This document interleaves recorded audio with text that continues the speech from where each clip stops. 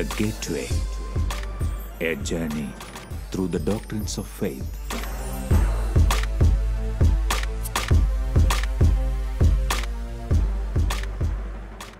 മാന്യ പ്രേക്ഷകർക്ക് ഗേറ്റ്വേയിലേക്ക് സ്വാഗതം. The Gateway. ഗേറ്റ്വേയിൽ മനുഷ്യൻ്റെ മഹത്വത്തെപ്പറ്റിയും ദൈവത്തിൻ്റെ ഛായയിൽ സൃഷ്ടിക്കപ്പെട്ട മനുഷ്യൻ ആ മഹത്വത്തിന് ആധാരമായിട്ടുള്ള അവൻ്റെ നിത്യ സൗഭാഗ്യത്തിലേക്കുള്ള വിളിയെപ്പറ്റിയുമൊക്കെ നമ്മൾ ചർച്ച ചെയ്തു. ഇതിനെല്ലാം അടിസ്ഥാനമായി വർത്തിക്കേണ്ട ഒരു പ്രധാനപ്പെട്ട സംഗതിയാണ് മനുഷ്യൻ്റെ സ്വാതന്ത്ര്യം എന്നുള്ളത്. ഇന്ന് മനുഷ്യൻ്റെ സ്വാതന്ത്ര്യത്തെപ്പറ്റി ഗേറ്റ്വേയിൽ ചർച്ച ചെയ്യാനായിട്ട് ആഗ്രഹിക്കുകയാണ്. ഇന്ന് നമ്മോടൊപ്പം ഉള്ളത് അഭിമന്യ ജോസഫ് മാർ തോമസ് തിരുമേനിയാണ്. പിതാവിനെ ഏറ്റവും സ്നേഹത്തോടുകൂടി ചർച്ചയിലേക്ക് സ്വാഗതം ചെയ്യുന്നു.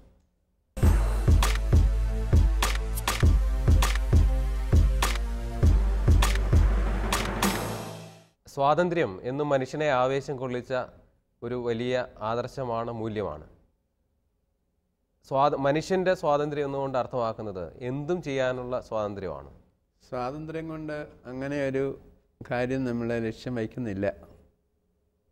സ്വാതന്ത്ര്യവുമായി ബന്ധപ്പെട്ട ദർശനങ്ങൾ നമ്മൾ പഠിക്കുകയും മനസ്സിലാക്കുകയും ചെയ്യുമ്പോൾ പലപ്പോഴും സ്വാതന്ത്ര്യത്തെ മറ്റ് പല മൂല്യങ്ങളുമായി ദർശനങ്ങളുമായി ബന്ധപ്പെടുത്തിയാണ് നമ്മൾ പറയുന്നത്.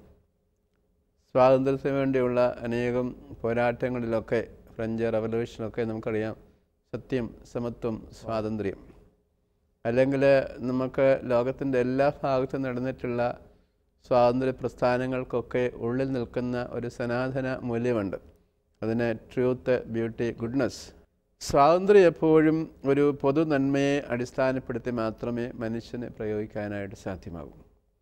ഈ പൊതു നന്മ എന്ന് പറയുമ്പോൾ ഈശ്വരനിൽ വിശ്വസിക്കുന്ന വ്യക്തികളെ സംബന്ധിച്ച് ദൈവം എന്നുള്ള ഒരു പൊതുസങ്കല്പമുണ്ട്, അതുപോലെ മനുഷ്യനെന്നുള്ള ഒരു പൊതുസങ്കല്പമുണ്ട്. അപ്പോൾ ഈ രണ്ട് സങ്കല്പങ്ങളെ നിർത്തിയായിരിക്കണം ഒരു ഈശ്വരവിശ്വാസി സ്വാതന്ത്ര്യത്തെ കാണുന്നത്. അതുകൊണ്ട് മനുഷ്യന് എല്ലാം ചെയ്തു തീർക്കുവാനും ഇഷ്ടം പോലെ ചെയ്യുവാനുമായിട്ടുള്ളൊരു സ്വാതന്ത്ര്യമില്ല. മറിച്ച് ഒരു പക്ഷേ ഈശ്വരവിശ്വാസിയാണെന്നൊരു ആ വിശ്വാസത്തിന് അനുസരണമായിട്ട് ആ വിശ്വാസത്തിൻ്റെ നന്മകളിലൂടെ മനുഷ്യനെ വികസിക്കുവാനായിട്ടുള്ള മൂല്യങ്ങൾ കാത്തു സൂക്ഷിച്ചുകൊണ്ട് ഒരു സനാതന മൂല്യത്തിൽ അടിസ്ഥിതമായ സ്വാതന്ത്ര്യമാണ് എപ്പോഴും. എന്ന് പറഞ്ഞാൽ ഒരു വളരെ മനസ്സിലാകുന്ന രീതിയിൽ പറഞ്ഞാൽ, എനിക്കുള്ള ഒരു സ്വാതന്ത്ര്യം എവിടെ വരെയുണ്ട് എന്ന് ചോദിച്ചാൽ അത് വ്യാഖ്യാനിക്കാൻ പറ്റുന്നത് ഇപ്പോൾ എൻ്റെ സഹോദരൻ്റെ അല്ലെങ്കിൽ സാറിൻ്റെ മൂക്കിൻ്റെ അറ്റത്ത് വരെ മാത്രമേ എൻ്റെ സ്വാതന്ത്ര്യമുള്ളൂ. മൂക്കിൽ സ്പർശിച്ച് അതിനെ ഏതെങ്കിലും രീതിയിൽ അപകടപ്പെടുത്താനോ അതിന് ബുദ്ധിമുട്ടുണ്ടാക്കുന്ന സ്വാതന്ത്ര്യം എൻ്റെ വിരൽ കൊണ്ട് സാറിൻ്റെ മൂക്കിൽ സ്പർശിച്ച് അതിനുള്ള സ്വാതന്ത്ര്യം അറ്റത്ത് വരെ വരാനുള്ളത്. അതെന്ന് പറഞ്ഞാൽ സാറിനോടുള്ള ബഹുമാനവും ആദരവും കരുണയൊക്കെ കാണിച്ചിട്ടുണ്ട്. അതുകൊണ്ട് സ്വാതന്ത്ര്യം, ആബ്സല്യൂട്ട് സ്വാതന്ത്ര്യം ഉണ്ടെന്ന് പറയാനായിട്ട് സാധ്യമല്ല. അങ്ങനെ കൊടുക്കുന്നത് വളരെ അപകടകരമായിട്ടുള്ളൊരു കാര്യമാണ്. ഈ സ്വാതന്ത്ര്യത്തെ പറ്റി നമ്മൾ കുറച്ചുകൂടി ഒരു സെക്കുലറായിട്ടുള്ള ഒരു ചിന്താഗതിയില്ല. നമുക്കതിന് വിവിധ മാനങ്ങളായിട്ട് രാഷ്ട്രീയ സ്വാതന്ത്ര്യം, പൊളിറ്റിക്കലായിട്ടുള്ള ഫ്രീഡം ഉണ്ട്, അതിന് സാമ്പത്തിക സ്വാതന്ത്ര്യമുണ്ട്, അപ്പോൾ സാമൂഹിക സ്വാതന്ത്ര്യമുണ്ട്. അപ്പോൾ ഇത്തരം ഇങ്ങനെ പല ഡയമെൻഷൻസ് തന്നെ അവതരിപ്പിക്കുന്നുണ്ട്. ഈ ഇപ്പം പിതാവ് സൂചിപ്പിച്ചതുപോലെ ഒരു ഈശ്വര വിശ്വാസിയെ സംബന്ധിച്ചോളം അവൻ്റെ സ്വാതന്ത്ര്യത്തിൻ്റെ ഒരു മാനം വേറെയാണ്. ഈ സെക്കുലർ ആയിട്ടുള്ള ഈ സ്വാതന്ത്ര്യത്തെ പറ്റി അത് പരസ്പരം ഇപ്പോൾ ഒരു പൊളിറ്റിക്കലായിട്ടുള്ള ഫ്രീഡവും അല്ലെങ്കിൽ സാമ്പത്തികമായിട്ടുള്ള ഫ്രീഡവും എല്ലാം പരസ്പരം ബന്ധിതമാണ് താനും. അപ്പോൾ ഇത് എങ്ങനെയാണ് ഒന്നിച്ചു പോകുമോ? അതിൻ്റെ എല്ലാ സ്വാതന്ത്ര്യ പ്രസ്ഥാനങ്ങളുടെയും പിന്നിൽ ഒരു ദർശനമുണ്ട്. ആ ദർശനം വെച്ചുകൊണ്ടാണ് ഒരു പൊളിറ്റിക്കൽ ഫിലോസഫി അല്ലെങ്കിൽ രാഷ്ട്രീയ സ്വാതന്ത്ര്യത്തെ നമ്മൾ കാണുന്നത്. ഒരു ജനാധിപത്യമാകുമ്പോൾ ജനങ്ങളുടെ പൂർണ്ണമായിട്ടുള്ള തീരുമാനത്തിന് വിധേയമായിട്ടുള്ളൊരു സ്വാതന്ത്ര്യമാണ്. അല്ലെങ്കിൽ സർവാധിപത്യം, അവിടെ ജനങ്ങൾക്ക് എന്താണ് സ്വാതന്ത്ര്യമില്ല, ഭരിക്കുന്ന രാജാവിനോ അല്ലെങ്കിൽ സൈന്യാധിപനോ ഉള്ള തീരുമാനത്തെ എല്ലാവരും അനുകൂലിക്കുന്ന വിധേയത്വമുള്ളൊരു സ്വാതന്ത്ര്യം. അപ്പോൾ ഇവിടെയെല്ലാം നമ്മൾ കാണുന്നത് സ്വാതന്ത്ര്യമെന്നും സാമൂഹിക പ്രവർത്തനമെന്നും അല്ലെങ്കിൽ സാമൂഹിക സ്വാതന്ത്ര്യമെന്നും രാഷ്ട്രീയ സ്വാതന്ത്ര്യമെന്നും ഒക്കെ പറയുന്നതിൻ്റെ പിന്നിൽ പൊതുവായ ഒരു ദർശനമുണ്ട്. ആ ദർശനത്തിൻ്റെ പശ്ചാത്തലത്തിലാണ് ഈ സ്വാതന്ത്ര്യത്തെല്ലാം നമ്മൾ കാണുന്നതും വിശദീകരിക്കുന്നതും. അപ്പോൾ ഒരു രാഷ്ട്രീയ പ്രസ്ഥാനത്തിലൂടെ എനിക്ക് സ്വാതന്ത്ര്യം ഉണ്ടെന്ന് പറയുമ്പോൾ ജനാധിപത്യമാണെന്ന് വരികൾ എൻ്റെ ചിന്താഗതികൾ പ്രതിഫലിപ്പിക്കാനായിട്ടുള്ള പൂർണ്ണമായ അവകാശമുണ്ട്. അവകാശം പ്രതിഫലിപ്പിക്കുമ്പോഴും രാഷ്ട്രത്തിൻ്റെ നിയമങ്ങൾ എൻ്റെ സ്വാതന്ത്ര്യത്തെ പരിമിതപ്പെടുത്തുന്നുണ്ട്. അത് നമ്മൾ രാഷ്ട്രത്തിൻ്റെ ഭരണഘടനയെ ബഹുമാനിച്ചുകൊണ്ടായിരിക്കണം എൻ്റെ ജനാധിപത്യ പ്രവർത്തനം എന്ന് പറയുന്നത്. അല്ലെങ്കിൽ ഏകാധിപത്യ രാജ്യങ്ങളെ സംബന്ധിച്ചുള്ള ഒരു പക്ഷേ ഭരണഘടനയേക്കാൾ കൂടുതൽ ഭരിക്കുന്ന ആളിൻ്റെ ചിന്താഗതികളാകാം അതിൻ്റെ പരിധി എന്ന്. അപ്പോൾ അത് ആ ചിന്താഗതിക്കനുസരണം അവർക്കോട് പ്രവർത്തിക്കാനായിട്ട് അപ്പോൾ ഇങ്ങനെയുള്ള പരിമിതി. അപ്പം സ്വാതന്ത്ര്യത്തെ നമ്മൾ വ്യാഖ്യാനിക്കുമ്പോൾ സാമൂഹ്യ വ്യവസ്ഥിതി, രാഷ്ട്രം നിലനിൽക്കുന്നതായ സാമൂഹ്യ വ്യവസ്ഥിതി എങ്ങനെയാണ് മാറുന്നതെന്ന് ചോദിച്ചാൽ ഒരു ജനാധിപത്യ രാജ്യത്തെ സംബന്ധിച്ചിടത്തോളം ജനങ്ങൾ ആ ഒരു സാമൂഹിക ഘടന പ്രഖ്യാപിക്കുന്നത് ഒരു പ്രത്യേക രാഷ്ട്രീയ പാർട്ടി അവതരിപ്പിക്കുന്നതായിട്ടുള്ള ഭരണഘടനയിലൂടെ അത് വെച്ചുകൊണ്ട് അവർ ജനങ്ങളോട് ഇന്ന കാര്യങ്ങൾ ഞങ്ങൾ പ്രാവർത്തികമാക്കുമെന്ന് പറയും. സാമൂഹിക സ്വാതന്ത്ര്യത്തിൽ വിവിധ സമൂഹങ്ങൾക്ക് അവരവരുടേതായ പ്രത്യേകതകളും അവരവരുടേതായിട്ടുള്ള വ്യതിരിക്തതകളും ഒക്കെ സംരക്ഷിച്ച് വളർന്നു പോകാനുള്ള ഒരു സ്വാതന്ത്ര്യം എന്ന അർത്ഥത്തിലെടുക്കാമോ? അതാണല്ലോ സ്വാതന്ത്ര്യം എന്ന് പറയുന്നത്. ഓരോരുത്തർക്കും അവരുടെ പ്രത്യേകതകളും അവർ നന്മയെന്ന് ആഗ്രഹിക്കുന്ന കാര്യങ്ങളും മറ്റുള്ളവർക്ക് ഉപദ്രവം ഉണ്ടാകാത്ത രീതിയിൽ അവരുടെ സ്വാതന്ത്ര്യം പരിരക്ഷിച്ചുകൊണ്ട് മുന്നേറുന്ന ഒരു സ്വാതന്ത്ര്യമാണ് യഥാർത്ഥ സ്വാതന്ത്ര്യം. അതിനോടൊപ്പം തന്നെ സാമ്പത്തിക സ്വാതന്ത്ര്യം എന്ന് പറയുമ്പോൾ തന്നെ ഒരു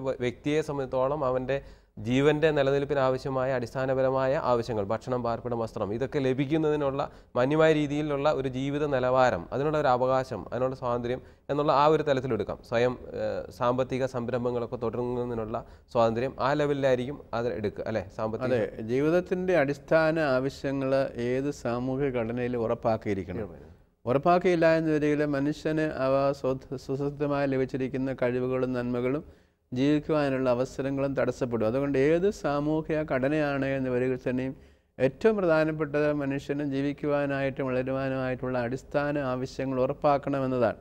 നമ്മുടെ പല സാമൂഹിക ഘടനകളുടെയും കുറവ് എന്ന് പറയുന്നതാണ്. മനുഷ്യന് ആവശ്യമില്ലാതെ സമ്പത്ത് ഒരു ഭാഗത്ത് വാരി അവർ കൂട്ടുമ്പോൾ സ്വരൂപിക്കുമ്പോൾ ഒരു നേരത്തെ ആഹാരമില്ലാതെ വിശക്കുന്ന അനേകം ആൾക്കാരാണ്. അവിടെയാണ് സാമ്പത്തിക ഘടനയിലുള്ള കുറവ് എന്ന് പറയുന്നത്. ഈ സ്വാതന്ത്ര്യത്തിൻ്റെ ഒരു സാമൂഹിക മാനമാണ് ഈ രാഷ്ട്രീയ, സാമ്പത്തിക, സാംസ്കാരിക, സാമൂഹ്യ മേഖലകളിലൊക്കെ നമ്മൾ പൊതുവെ ഇന്ന് പരിചയപ്പെടുന്ന സ്വാതന്ത്ര്യത്തിൻ്റെ ഒരു മേഖല.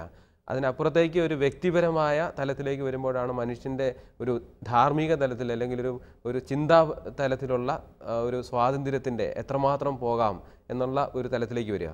അപ്പോൾ ആ ഒരു രീതിയിൽ നമ്മൾ ചിന്തിക്കുമ്പോൾ അവിടെയാണ് പിതാവ് സൂചിപ്പിച്ചതുപോലെ ഒരു വിശ്വാസിയെ സംബന്ധിച്ചോളം അവൻ്റെ ദൈവികമായ ഇടപെടലുകളും അല്ലെങ്കിൽ ദൈവികമായ കൽപ്പനകളും ഒക്കെ അവൻ്റെ സ്വാതന്ത്ര്യത്തിന് ഒരു നിയന്ത്രണമായിട്ട് നിൽക്കുന്നുള്ളത്. അപ്പോൾ അവിടെ അവന് ആബ്സല്യൂട്ടായിട്ടുള്ള പൂർണ്ണമായിട്ടുള്ള സ്വാതന്ത്ര്യം സാധ്യമല്ല. ഈ പറയുന്ന ദൈവിക നിയമങ്ങൾക്കും അല്ലെങ്കിൽ വെളിപ്പെടുത്തപ്പെട്ട നിയമങ്ങൾക്കനുസരിച്ച് വേണം അവൻ്റെ ജീവിതം മുന്നോട്ട് പോകാനായിട്ട്. അപ്പോൾ ഈ വ്യക്തിപരമായ മാനവും അതുപോലെ തന്നെ സാമൂഹിക മാനവും ഈ സ്വാതന്ത്ര്യത്തിന് നിലനിൽക്കുമ്പോൾ ഈ സ്വാതന്ത്ര്യം നേടുന്നതിന് അപ്പം അവൻ്റെ ഈ ഒരു വ്യക്തിയെ സംബന്ധിച്ചോളം അവൻ്റെ എല്ലാ കഴിവുകളും വികസിക്കേണ്ടതായിട്ടുണ്ട്. ഒരു വ്യക്തിയെ സംബന്ധിച്ചോളം അവൻ്റെ കേപ്പബിലിറ്റീസ് അവിടെ ഈ സ്വാതന്ത്ര്യത്തിൻ്റെ ഈ നിയന്ത്രണത്തിന് അവനെന്തെങ്കിലും കുറവുകൾ വരുത്തുന്നുണ്ടോ? സ്വാതന്ത്ര്യത്തിൽ ഉൾച്ചേർന്നിരിക്കുന്ന ഒരു ഘടകമാണ് മനുഷ്യന് ഈശ്വരദത്തമായി ലഭിച്ചിരിക്കുന്ന എല്ലാ കഴിവുകളും ശാരീരികമായിട്ടുള്ള വളർച്ചയ്ക്ക് ആവശ്യമുള്ള ആഹാരവും വസ്ത്രവും കിടപ്പാടവും സുരക്ഷിതത്വവും എല്ലാം ലഭിക്കുക എന്നുള്ളത് അവൻ്റെ സ്വാതന്ത്ര്യത്തിൻ്റെ ഭാഗമായ വളർച്ചയുടെ ഭാഗമായി ലഭിക്കേണ്ട ഒരു അവകാശമാണ് സമൂഹത്തിൽ നിന്ന്. രണ്ടാമതായിട്ട് ദൈവം കൊടുത്തിരിക്കുന്ന അവൻ്റെ വികാസത്തിൽ അവന് കൊടുത്തിരിക്കുന്ന ബൗദ്ധികമായ കഴിവുകൾ, അവൻ്റെ ബുദ്ധി അനുസരിച്ച് ചിന്തിക്കാനും പ്രവർത്തിക്കാനും കണ്ടുപിടിക്കാനും പുതിയ കാര്യങ്ങൾ നിർമ്മിക്കാനും സമൂഹത്തിൽ നിന്ന് പുതിയ അറിവുകൾ നേടാൻ ഇതെല്ലാം അവൻ്റെ ബൗദ്ധികമായ വളർച്ചയുടെ ഭാഗമാണ്. അതുപോലെ മാനസികമായിട്ടുള്ള പക്വത പ്രാപിക്കുവാനായിട്ടുള്ള സ്നേഹം, അംഗീകാരം, കരുതൽ, ഇങ്ങനെയുള്ള അനേകം കാര്യങ്ങൾ, അതുപോലെ അവനെ വിശ്വസിക്കുന്നതായിട്ടുള്ള ഈശ്വരനിൽ ചെന്നു ചേരാൻ സഹായിക്കുന്നതായിട്ടുള്ള അവൻ്റെ വിശ്വാസം, അത് ആരാധിക്കുവാനായിട്ട്, അത് പ്രചരിപ്പിക്കുവാനായിട്ട്, അത് മറ്റുള്ളവരുടെ മുമ്പിൽ സാക്ഷിക്കുവാനായിട്ട്, ഇങ്ങനെ അനേകം അതാണ് ആരാധനാ സ്വാതന്ത്ര്യം നമ്മൾ പറയുന്നത്. അല്ലെങ്കിൽ നമ്മുടെ ശാരീരികമായിട്ടുള്ള വളർച്ചയിൽ സഹായിക്കുന്ന ആരോഗ്യപരമായ കാര്യങ്ങൾ പരിരക്ഷിക്കാനായിട്ട്. അപ്പം ഈ സ്വാതന്ത്ര്യം എന്ന് പറയുന്നത് വ്യക്തിപരവും അതുപോലെ വസ്തുനിഷ്ഠവും വ്യക്തിനിഷ്ഠവുമാണ്. വ്യക്തിയെ വളർച്ചയിലേക്ക് നയിക്കുന്നതോടൊപ്പം തന്നെ സമൂഹത്തെ വസ്തുനിഷ്ഠമായിട്ട് വിലയിരുത്തിക്കൊണ്ട് ഇതിനെല്ലാവരും ലഭിക്കേണ്ട ഈ അവകാശങ്ങൾ എല്ലാവർക്കും ലഭ്യമാകുന്നുവെന്ന് ഉറപ്പാക്കിക്കൊണ്ടുള്ള ഒരു സ്വാതന്ത്ര്യമാണ് പലപ്പോഴും ഭരണക്രമങ്ങളിലും സാമൂഹിക ക്രമങ്ങളിലും സാമ്പത്തിക ക്രമങ്ങളിലൊക്കെ വരുന്നത്. ഇങ്ങനെയുള്ള കാര്യങ്ങൾ എല്ലാവർക്കും ഉറപ്പാകാതെ വരുന്ന അവസരത്തിലാണ് കുറേ ആൾക്കാർ സ്വതന്ത്രരായാലും നമ്മൾ പറയുന്നത്. ഈ സ്വാതന്ത്ര്യത്തിൽ വ്യക്തിപരമായ ഒരു വ്യക്തിയെ സംബന്ധിച്ചോളം അവൻ്റെ എല്ലാ തരത്തിലുള്ള സാധ്യതകളെയും വികസിപ്പിക്കുന്ന അല്ലെങ്കിൽ വളർത്തുന്നതാണ്, അല്ലെങ്കിൽ അവൻ വളർത്തി ആ ഒരു സമൂഹത്തിൽ അവൻ്റെ ഇടം നേടുന്നതാണ് സ്വാതന്ത്ര്യം എന്ന് പറയുന്നത്. ഇടം നേടാനായിട്ടുള്ള അവസരം സൃഷ്ടിക്കുന്നതാണ് സ്വാതന്ത്ര്യത്തിൻ്റെ ഒരു ഭാഗം എന്ന് പറയുന്നത് വ്യക്തികളെ സംബന്ധിച്ച്. അത് ഞാൻ പറഞ്ഞ വ്യക്തിനിഷ്ഠമായ സ്വാതന്ത്ര്യം. ഓരോ വ്യക്തിക്കും വളർന്ന് വികസിച്ച് സന്തോഷിച്ച് അവൻ്റെ കഴിവുകളെല്ലാം വളർത്തിയെടുക്കാനായിട്ടുള്ള അവസരം സൃഷ്ടിക്കുക. അപ്പോൾ വസ്തുനിഷ്ഠമായിട്ട് ഈ സ്വാതന്ത്ര്യം മനസ്സിലാക്കുന്ന വ്യക്തികളുടെ കൂട്ടമാണല്ലോ സമൂഹം എന്ന് പറയുക, അല്ലെങ്കിൽ രാഷ്ട്രമെന്ന് പറയുന്നു, അല്ലെങ്കിൽ പ്രത്യേക സംസ്കാരിക വിഭാഗം, അല്ലെങ്കിൽ ഭാഷാ വിഭാഗം.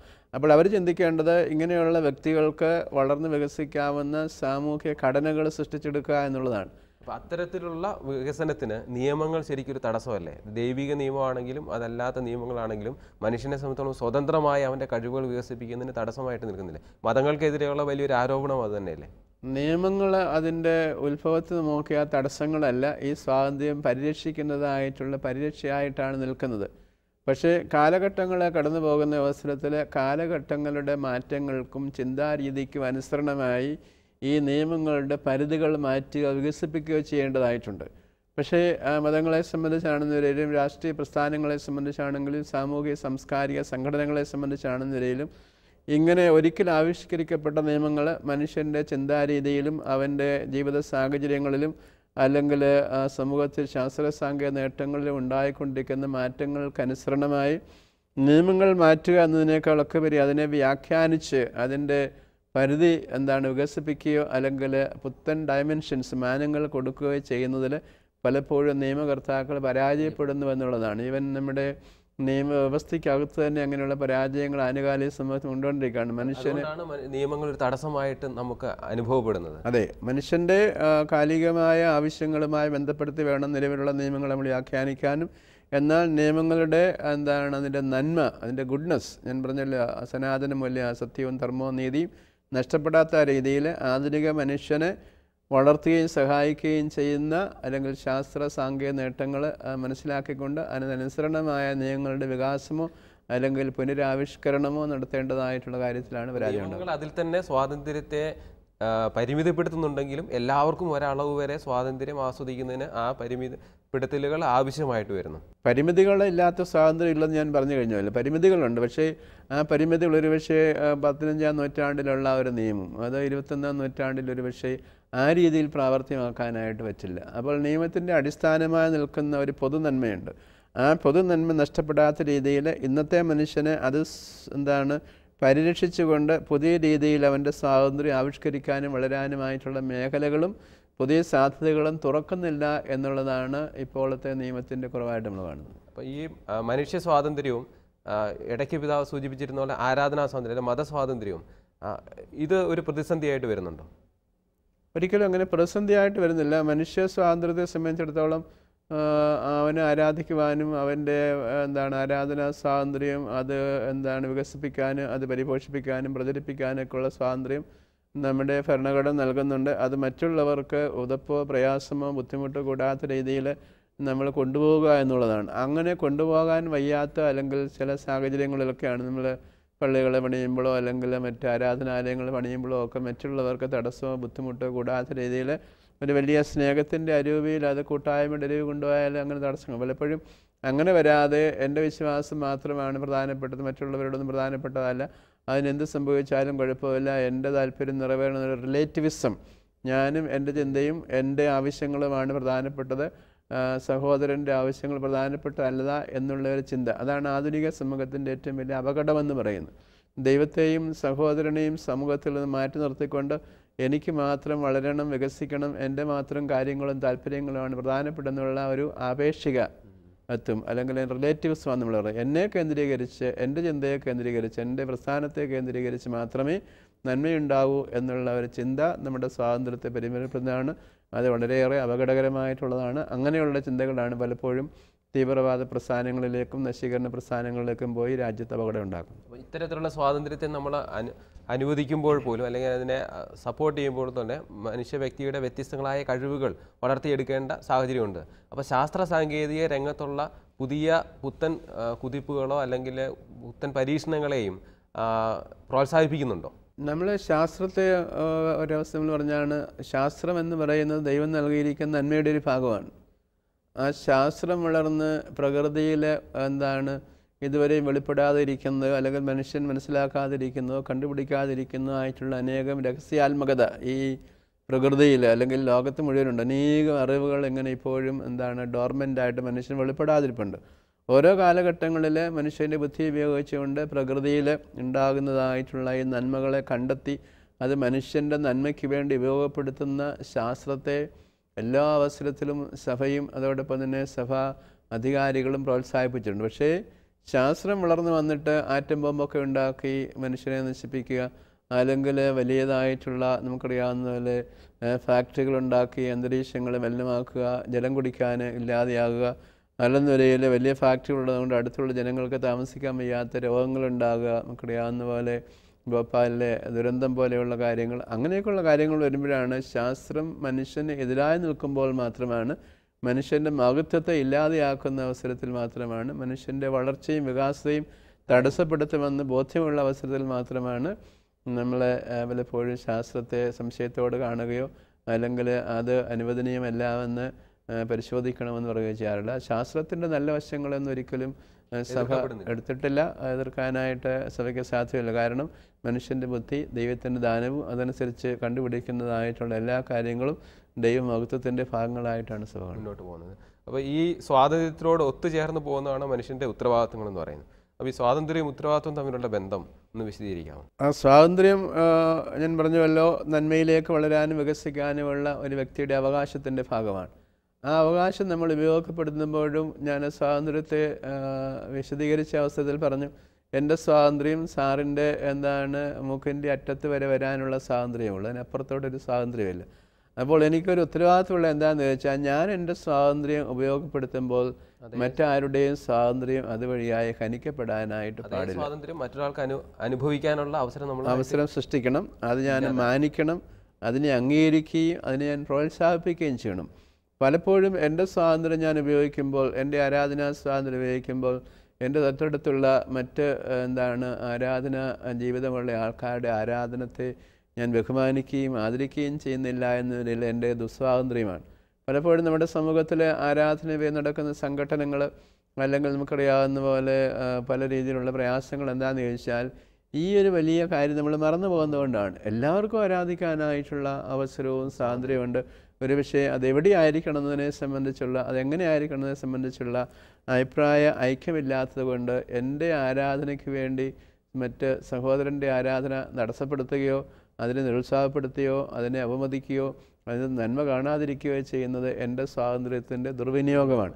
ഇവിടെയാണ് ഞാൻ സ്വാതന്ത്ര്യം ഉത്തരവാദിത്തോടു കൂടി പ്രയോഗിക്കണമെന്ന് നമ്മൾ പറയുന്നത്. ഇപ്പോൾ സാമ്പത്തിക സ്വാതന്ത്ര്യത്തിലും അതുണ്ട്, ആരാധനാ ജീവിതത്തിൽ മാത്രമല്ല. ഞാൻ സമ്പത്ത് അനിയന്ത്രിതമായിട്ട് കൊന്നുകൂട്ടുന്ന അവസരത്തിൽ സമ്പത്തില്ലാത്ത അനേകം ആൾക്കാർ സമൂഹത്തിൽ പട്ടിണി കിടക്കുമ്പോൾ എൻ്റെ ദുസ്വാതന്ത്ര്യമാണത്. ഇവിടെയാണ് വിശുദ്ധനായ ബേസിൽ പറഞ്ഞത്, അതായത് നിങ്ങൾ ഉപയോഗിക്കാതെ നിങ്ങളുടെ അലമാരിൽ വെച്ചിരിക്കുന്ന വസ്ത്രങ്ങൾ വസ്ത്രമില്ലാത്തവൻ്റേതാണ്, നിങ്ങൾ ഉപയോഗിക്കാതെ വെച്ചിരിക്കുന്നതായിട്ടുള്ള ഭക്ഷണ പദാർത്ഥങ്ങൾ വിശക്കുന്നവൻ്റെ ഏതാണ്, നിങ്ങൾ അനിയന്ത്രിതമായി സൂക്ഷിച്ചിരിക്കുന്ന സമ്പത്ത് പാവപ്പെട്ടവർ നൽകാനുള്ളതാണ്. ഇങ്ങനെയുള്ള പ്രബോധനങ്ങൾ സഭ വളരെ ശക്തമായിട്ട് പറഞ്ഞിട്ടുണ്ട്. അതോടൊപ്പം തന്നെ ഈ മനുഷ്യ വ്യക്തിത്വത്തിൻ്റെ കഴിവുകളെ വികസിപ്പിക്കുന്നതിന് സഭ ഒത്തിരി സേവനങ്ങൾ ചെയ്യുന്നുണ്ടല്ലോ, വിവിധ ഫാക്കൽറ്റി. ഇപ്പോൾ അവനെ ബുദ്ധിപരമായ കഴിവുകൾ അല്ലെങ്കിൽ മാനസികമായ കഴിവുകൾ എന്തായിരിക്കും, അത്തരം മേഖലകളെ പറ്റി ഒന്ന് പരാമർശിക്കാം. അതായത് സഭയുടെ എല്ലാ സേവന മേഖലകളും ഈ മനുഷ്യൻ്റെ മഹത്വത്തിന് വേണ്ടി, അവൻ്റെ സൗഭാഗ്യത്തിന് വേണ്ടി, നമ്മുടെ സമൂഹത്തിൻ്റെ രാഷ്ട്രത്തിൻ്റെ നിർമ്മിതിക്ക് വേണ്ടിയുള്ളതാണ്. ഒരുപക്ഷെ ആ പ്രവർത്തന മണ്ഡലത്തിലൊക്കെ അറിഞ്ഞോ അറിയാതെയോ ചില സാഹചര്യങ്ങളിലൊക്കെ ചില കുറവുകളോ പരിമിതികളോ ഒക്കെ ഉണ്ടായിട്ടുണ്ട് എന്നുള്ളത് യാഥാർത്ഥ്യമാണ്. പക്ഷേ ആത്യന്തികമായിട്ട് നമ്മൾ നോക്കുന്ന അവസരത്തിൽ ഇവിടെ എല്ലാം പലപ്പോഴും നമ്മൾ ഒരു പോസിറ്റീവ് ഇൻ്റലിജൻസ്, ഇതിനകത്തുള്ള നന്മ കാണാതെ നെഗറ്റീവ് ഇൻ്റലിജൻസ്, അതായത് 1, 2, 3, 4 ചെറിയ കാര്യങ്ങൾ എടുത്തിട്ട് അതിനെ വിപുലീകരിച്ച് സഭയുടെ ശുശ്രൂഷകളെല്ലാം മനുഷ്യന്, സമൂഹത്തിന്, രാഷ്ട്ര നിർമ്മിതിക്ക് എതിരാണ് എന്ന് പറയുന്ന ചില വ്യക്തികളും സാഹചര്യങ്ങളും ഒക്കെ നിലനിൽപ്പുണ്ട്. അതൊന്നും ശരിയല്ല. അനേകം ഉദാഹരണത്തിന് കേരളത്തിലുള്ള വിദ്യാഭ്യാസ ആധുനിക രംഗത്ത് സഭ നടത്തിക്കൊണ്ടിരിക്കുന്ന സേവനം, വളരെ ചെറിയ ഒരു സമൂഹം ഈ സമൂഹത്തിന് മുഴുവൻ കൊടുത്തുകൊണ്ടിരിക്കുന്ന നല്ല സേവനമുണ്ട്. ആ സേവനത്തിനകത്ത് ഒരു പക്ഷേ 1, 2, 3, 4 ഇടങ്ങളിൽ പോരായ്മകളുണ്ടാകാം. അത് സഭയുടേത് മാത്രമല്ല, പൊതുസമൂഹത്തിൻ്റെ മുഴുവൻ സേവന രംഗങ്ങളിലുണ്ട്. പ്രത്യേകിച്ച് നമ്മുടെ പൊതുരംഗത്തുള്ള സേവന രംഗങ്ങളൊക്കെ നമ്മൾ എടുത്തു നോക്കുകയാണെന്ന നിലയിൽ ഗവൺമെൻറ്റിൻ്റെ സേവന രംഗങ്ങളും അതുപോലെ പ്രൈവറ്റ് പാർട്ടിയുടെ എല്ലായിടത്തും കുറവുകളും വരാം. അപ്പം കുറവുകളെയും പോരായ്മകളെയും നമ്മൾ വിപുലീകരിച്ച് കാണിക്കുന്നവരുമായിട്ട് അത് പരിഹരിക്കാനായിട്ട് സ്നേഹപൂർവ്വമായ സമീപനമാണ് ഉണ്ടാകുന്നത്. ഒരു ഐഡിയലായിട്ടുള്ള ഒരു സേവനം സഭയുടെ ഭാഗത്തു നിന്ന് ജനം പ്രതീക്ഷിക്കുന്നത് കൊണ്ടാകാം ചെറിയ തെറ്റുകൾ പോലും വലിയതായി ചിത്രീകരിക്കപ്പെട്ടു പോകുന്നത്. അതായത് നമുക്ക് അറിയാവുന്ന ഒരു പ്രിൻസിപ്പിളുണ്ട്. ലോകത്ത് നമ്മൾ പറയുന്നൊരു കാര്യം, there is no zero defect factory. ഒരു കുറവില്ലാത്തൊരു മനുഷ്യൻ അല്ലെങ്കിൽ ഒരു കുറവില്ലാത്തൊരു സംവിധാനം ലോകത്ത് എവിടെയുണ്ട്? കുഞ്ചൻനമ്പ്യാർ പോലും പാടിയിരിക്കുന്ന ലക്ഷം മനുഷ്യർ കൂടുന്നിടത്ത് ലക്ഷണമുള്ളവർ ഒന്നോ രണ്ടോ. അപ്പോൾ ഈ അനേകം മനുഷ്യരിലെ കുറവുകൾ, അനേകം സാഹചര്യങ്ങൾ കുറവുകളിൽ അല്ലെങ്കിൽ അനേകം സാഹചര്യങ്ങളിൽ കുറവുണ്ടാകാൻ സാധ്യതയുള്ള ഒരു സംവിധാനത്തിൽ എവിടെയെങ്കിലും ഒന്നോ രണ്ടോ കുറവുണ്ടായി, അതാണ് ഇതിൻ്റെ എല്ലാം അന്ത്യം, അതാണ് ഇതിൻ്റെ എല്ലാം നെറ്റ് ഇഫക്റ്റ് എന്ന് പറയുന്നിടത്താണ് കുറവ്. എല്ലാ സംവിധാനത്തിൻ്റെയും സേവനത്തിൻ്റെയും മാനദണ്ഡം അതായി കരുതേണ്ട കാര്യമില്ല എന്ന് തന്നെ നമുക്ക് എടുക്കാം. അപ്പോൾ അവിടെ നിന്ന് നമ്മൾ കുറച്ചുകൂടി നമ്മുടെ ഒരു ധാർമ്മികമായ നിലവാരത്തിലേക്ക് മനുഷ്യൻ്റെ തെരഞ്ഞെടുപ്പുകളെ പറ്റി, ഇപ്പം നമ്മൾ മനുഷ്യൻ്റെ വിളിയെ പറ്റി പറഞ്ഞു കഴിഞ്ഞപ്പോൾ തന്നെ അവൻ്റെ പുണ്യം പാപം എന്നുള്ളതൊക്കെ ആ ഒരു ധാർമ്മിക തെരഞ്ഞെടുപ്പിൻ്റെ സാഹചര്യം വരുമ്പോഴേക്കും മനുഷ്യന് സ്വാതന്ത്ര്യം, ദൈവം തന്നെ അവന് സ്വാതന്ത്ര്യം നിക്ഷേപിച്ചിട്ടുണ്ടല്ലോ. അപ്പോൾ നന്മ ചെയ്യാനും തിന്മ ചെയ്യാതിരിക്കാനുമുള്ള സ്വാതന്ത്ര്യം അവനുണ്ട്. പക്ഷേ പലപ്പോഴും അവൻ തിന്മ ചെയ്തു പോകുന്നുണ്ട്. അപ്പം ദൈവം തിന്മ ചെയ്യാൻ മനുഷ്യനെ അനുവദിക്കുന്നു എന്നുള്ള ഒരു പരാമർശവും കേട്ടിട്ടുണ്ട്. അപ്പം ഈ ഒരു സാഹചര്യത്തിൽ മനുഷ്യൻ്റെ തിന്മയ്ക്ക് ഉത്തരവാദി ശരിക്കും അവൻ്റെ സ്വാതന്ത്ര്യം അവൻ ഉപയോഗിക്കുമ്പോൾ അതിൻ്റെ തെറ്റ് പറയാൻ പറ്റുമോ? അതാണ് ഞാൻ ആദ്യം ഒന്ന് സൂചിപ്പിച്ചായിരുന്നു. God permits evil. അപ്പം മനുഷ്യൻ നന്മ മാത്രമേ ചെയ്യാൻ പാടുള്ളൂ, തിന്മ ചെയ്യാൻ പാടില്ല എന്നൊരു റെസ്ട്രിക്ഷൻ, ഒരു നിയന്ത്രണം ദൈവം കൊടുത്തിരുന്നതിൽ മനുഷ്യന് അവൻ്റെ സ്വാതന്ത്ര്യം പൂർണ്ണമായിട്ട് ആവിഷ്കരിക്കാൻ പറ്റില്ല. അതുകൊണ്ടാണല്ലോ ആദ്യമായിട്ട് തന്നെ നമ്മൾ ഏദൻ തോട്ടത്തിൽ കാണുന്നത് നന്മ തിന്മകളുടെ വൃക്ഷങ്ങൾ അവിടെ ഉണ്ടായിരുന്നു. ദൈവം എല്ലാ വൃക്ഷത്തിൽ നിന്നും ഫലം പറിച്ച് തിന്നോളാൻ പറഞ്ഞു, പക്ഷേ 2 വൃക്ഷത്തിൽ നിന്ന് മാത്രം പറിക്കരുതെന്ന് പറഞ്ഞു. അപ്പോൾ അത് പറിക്കണോ പറിക്കണ്ടായോ എന്നുള്ളതിനെ സംബന്ധിച്ചുള്ള ഒരു തീരുമാനം എടുക്കാൻ അവൻ അവസരം കൊടുത്തുകൊണ്ട് അവനെന്താണ് ഇതെടുത്തു എന്നുള്ളതാണ് വിഷയം. അതുകൊണ്ട് ദൈവത്തിൻ്റെ സ്വാതന്ത്ര്യം അല്ലെങ്കിൽ ദൈവം കൊടുക്കുന്ന സ്വാതന്ത്ര്യം പരിമിതപ്പെടുത്തിയല്ല, വിശാലമായ അർത്ഥത്തിൽ ദൈവം സ്വാതന്ത്ര്യം കൊടുക്കും. മനുഷ്യൻ്റെ കോൺഷ്യസ്, മനസ്സിൻ്റെ തീരുമാനം, ബുദ്ധി, അവൻ്റെ കഴിവ്, അവൻ്റെ അറിവ്, അവന് ദൈവത്തോടുള്ള വിധേയത്വം, ഇതെല്ലാം മനസ്സിലാക്കിക്കൊണ്ട് വേണം സ്വാതന്ത്ര്യം നമ്മൾ പ്രവർത്തിക്കുക. സാന്ദർഭികമാണെങ്കിലും ഒരു പല വേദികളിലും പരാമർശിക്കപ്പെട്ടിരിക്കുന്നു. അപ്പം യൂദാസിനെ സംബന്ധിച്ചോളം അദ്ദേഹത്തിൻ്റെ ഒരു തെരഞ്ഞെടുപ്പ്, അപ്പോൾ അത് ദൈവത്തിന് മുൻകൂട്ടി അറിയാമായിരുന്നല്ലോ അദ്ദേഹത്തിൻ്റെ തെരഞ്ഞെടുപ്പ് എന്നുള്ളൊരു ചോദ്യമുണ്ട്. അപ്പോൾ അതിനെന്താ ഒരു മറുപടി പറയാം? അതായത് ഞാനിതേ വിഷയം തന്നെ എന്നെ പഠിപ്പിച്ച ക്ലാസ്സുകളിൽ ചോദിച്ചിട്ടുണ്ട്. ദൈവത്തിന് ഇതറിയാമായിരുന്നോ എന്ന് ചോദിച്ചാൽ ലോകത്ത് സൃഷ്ടിക്കപ്പെടുന്ന എല്ലാ മനുഷ്യരും നന്മയോ തിന്മയോ ചെയ്യും എന്നുള്ള ഒരു സാധ്യതയുണ്ട്. ഇല്ലെങ്കിൽ ദൈവത്തിന് അറിവില്ല എന്ന് നമ്മൾ അറിയേണ്ടതായിട്ട് വരും. പക്ഷേ മനുഷ്യൻ്റെ ഒരു പോസിബിലിറ്റിയാണ് ഇവിടെ നമ്മൾ പഠിപ്പിക്കുന്നത്. അപ്പോൾ ഞാനിത് ചോദിച്ച അവസരത്തിൽ എന്നെ പഠിപ്പിച്ച അധ്യാപകൻ പറഞ്ഞ കാര്യം ഞാൻ പലപ്പോഴും എൻ്റെ ജീവിതത്തിൽ അനുവർത്തിച്ചിട്ടുണ്ട്. അതായത് ഏത് നല്ല മനുഷ്യനായിരുന്നാലും മനുഷ്യനകത്ത് തിന്മ ചെയ്യാനായിട്ടുള്ള സാധ്യത ഉണ്ട്. അപ്പോൾ ഈ യൂദാസിനെ സംബന്ധിച്ച് ഇങ്ങനൊരു സാധ്യത വരാൻ കാരണം എന്താണെന്ന് ചോദിച്ചാൽ 12 സ്ലീഹന്മാരിൽ യേശു തിരഞ്ഞെടുത്ത 12 സ്ലീഹന്മാരുണ്ട്. അതിലൊരാൾ എന്താണ് ഈ നന്മകളെല്ലാം പറഞ്ഞിട്ടും തെറ്റിപ്പോയി. അപ്പോൾ നമ്മൾ എത്രമാത്രം പരിശ്രമിച്ചാലും ചില ആൾക്കാർ തെറ്റിപ്പോകാനായിട്ടുള്ള സാഹചര്യങ്ങൾ സമൂഹത്തിൽ നിലനിൽക്കുന്നുവെന്നാണ് അദ്ദേഹം പറഞ്ഞ ഉത്തരം ഞാൻ ഓർക്കുന്നുണ്ട്. വളരെ രസകരമായ രീതിയിൽ എന്നെ വളരെയേറെ സ്വാധീനിച്ചു. അദ്ദേഹം പറഞ്ഞു, every toll there is a defaulter. ഓരോ 12 മനുഷ്യൻ കൂടുമ്പോഴും ഓരോ കുറവുള്ളവൻ കാണുമെന്ന് ലോകം മനസ്സിലാക്കാൻ വേണ്ടി, മനുഷ്യൻ്റെ ഈ ഒരു കുറവ് മനസ്സിലാക്കാൻ വേണ്ടിയാണ് യൂദാസ് അവിടെ സ്ലീഹന്മാരുടെ കൂട്ടത്തിൽ ആക്കപ്പെട്ടത് എന്നുള്ളതാണ്. അതൊരു രീതി പറയുകയാണ്, ശരിയാണ്. നമ്മുടെ സഭയുടെ ആണെങ്കിലും സമൂഹത്തിൻ്റെ ആണെങ്കിലും രാഷ്ട്രത്തിൻ്റെ ആണെങ്കിലും സമൂഹത്തിൻ്റെ വളർച്ചയിലെല്ലാം നമ്മൾ എടുത്തു നോക്കുക, അനേകം നല്ല മനുഷ്യർ പ്രവർത്തിക്കുന്ന 1 2 അഴിമതിക്കാരോ പ്രശ്നക്കാരോ ഉണ്ടാവും. അതോടുകൂടി തന്നെ ഈ പ്രസ്ഥാനങ്ങൾ. അപ്പോൾ യേശു മനുഷ്യൻ്റെ ഒരു ബലഹീനത പഠിപ്പിക്കുവാൻ വേണ്ടിയാണ് യൂദാസിനെ അങ്ങനെ തിരഞ്ഞെടുത്ത് അവനെ ഒരു മാതൃകയാക്കി അല്ലെന്ന രീതിയിൽ സ്ലീഹന്മാരുടെ കൂട്ടത്തിൽ അവനെ അങ്ങനെ തിന്മ ചെയ്യുന്ന ഒരു വ്യക്തിയായിട്ടോ. അത് യേശുവിന് ഇതറിയാമായിരുന്നു ചോദിച്ചാൽ അറിയാമായിരുന്നു എന്ന് നമുക്ക് ഉത്തരം പറയാൻ സാധ്യമാകും.